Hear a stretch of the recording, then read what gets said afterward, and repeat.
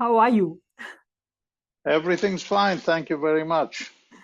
All Great. okay. So Okay. you are out there in the Blue Mountains. Yes. You made the move. Yes. Wonderful. That's amazing.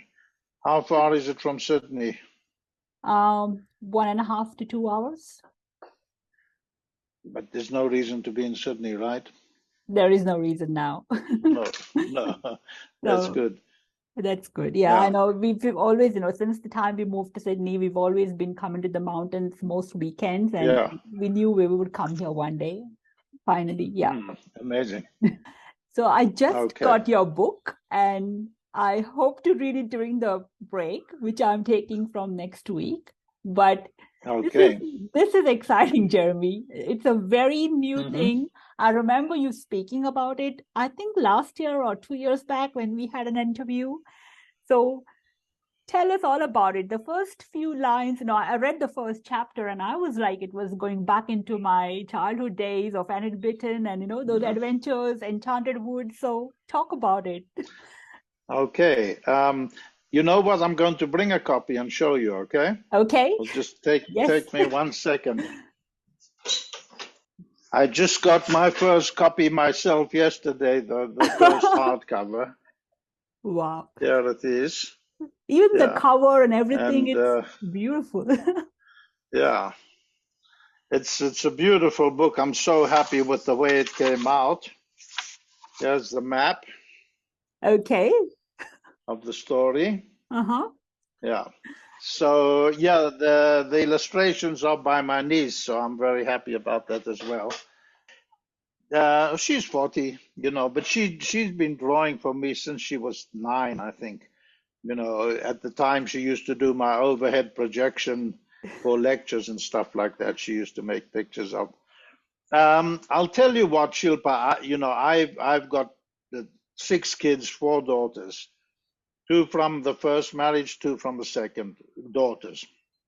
So the first 2, I used to tell them a story in, I guess it was the 1990s, early 90s, and I used to tell them this is a bedtime story, Okay. which they liked very much. And then when the other 2 came along, somewhere in 2012 or 13, when they were, 6 or 7 years old, I started telling them this is a bedtime story.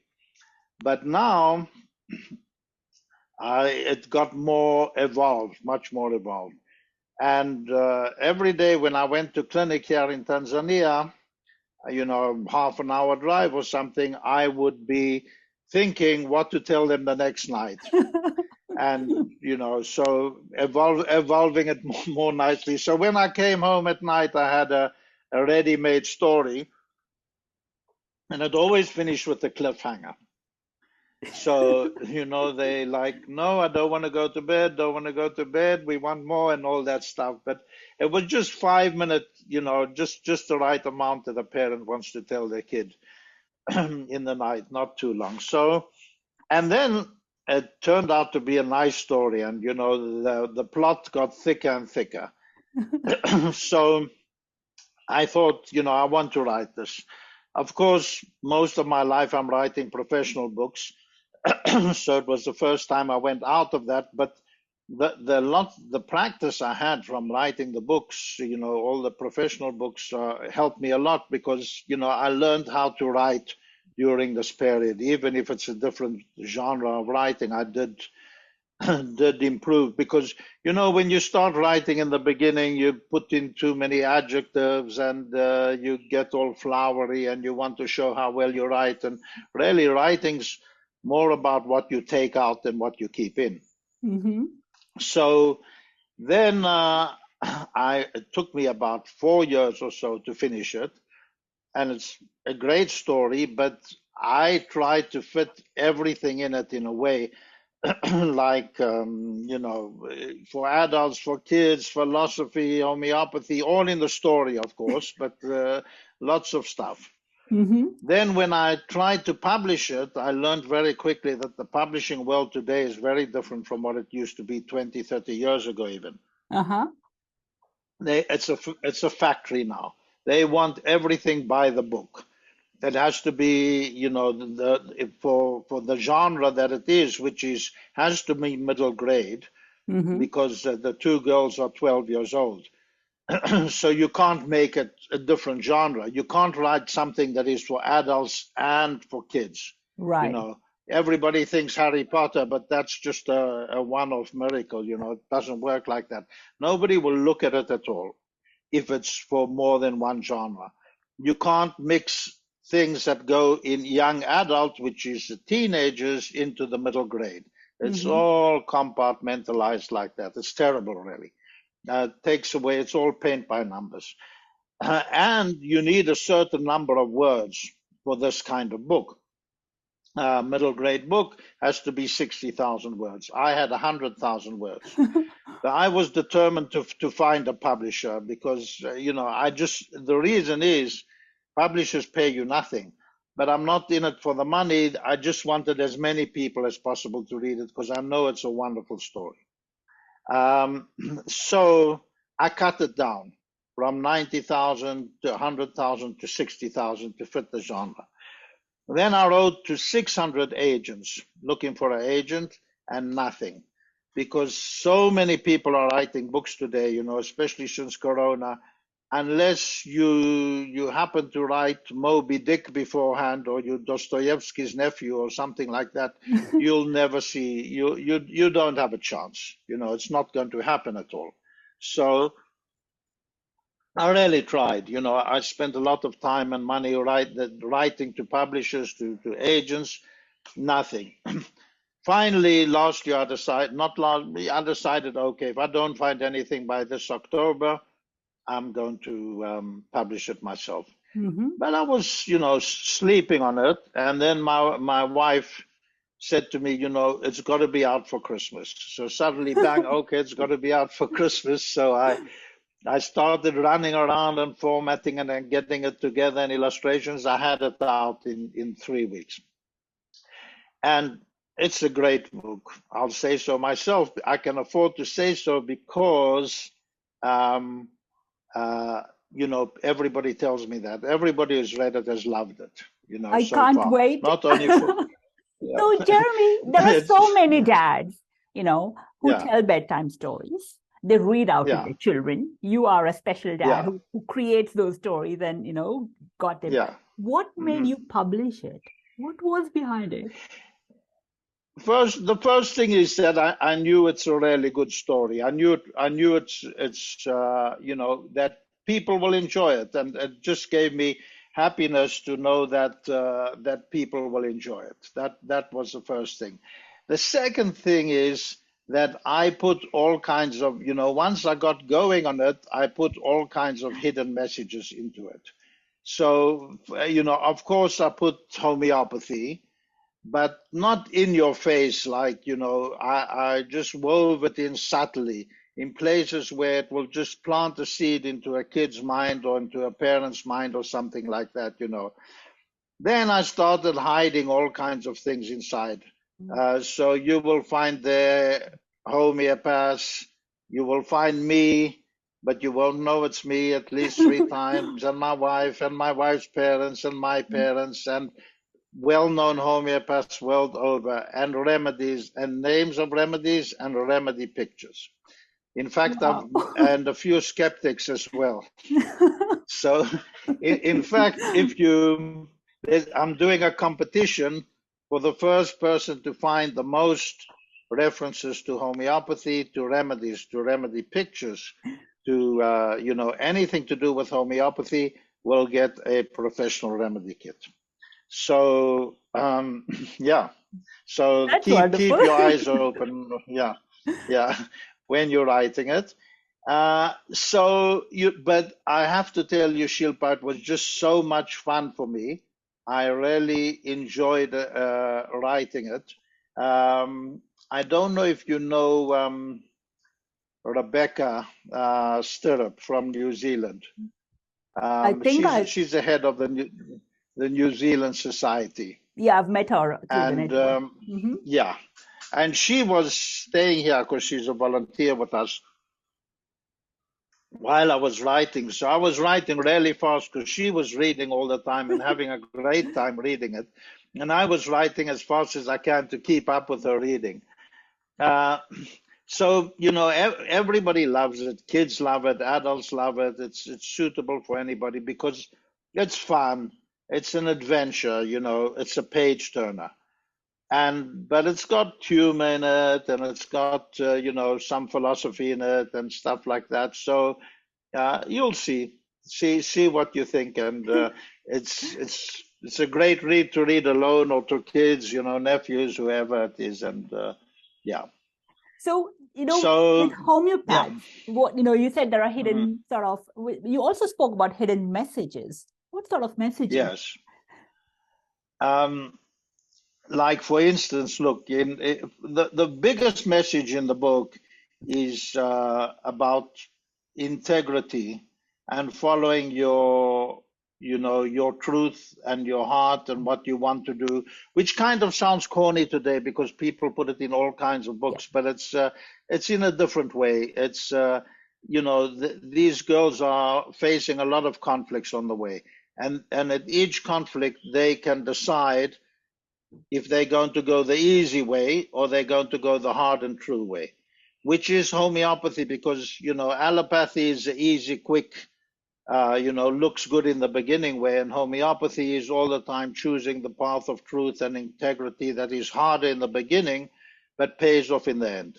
Got you. So, um, with every step that they make is like a remedy in a way, because with every step they make, they upgrade themselves by following the harder path and the more true path. And that's really, I think that's one hidden message that's in there, maybe the most important.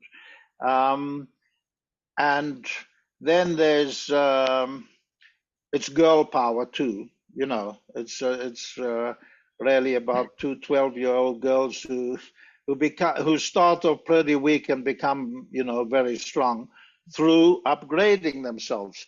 Look, I'll read you. There's a poem in the book. I'll see if I can find it, and the poem says it all. And it's supposedly a poem that